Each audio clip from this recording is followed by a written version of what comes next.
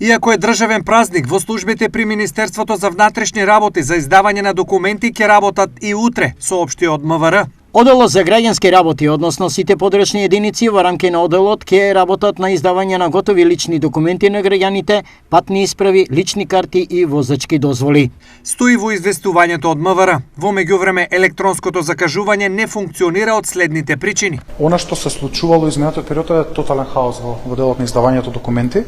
Во моментот електронското поднесување на барање е паузирано во Министерството, но веќе имавме состаноци со министерот Тошковски, на кој што имавме многу сериозна дискусија методолошки како да ги вратиме и се надевам дека во наредниот период јас не сакам да играм со рокови, со датуми кога немам точна информација или не зависи само од мене и од моето министерство, но сум сигурен дека за многу брзо време ќе ги вратиме сервисите на закажување за електронско добивање на електронски документи преку порталот услуги.gov.mk.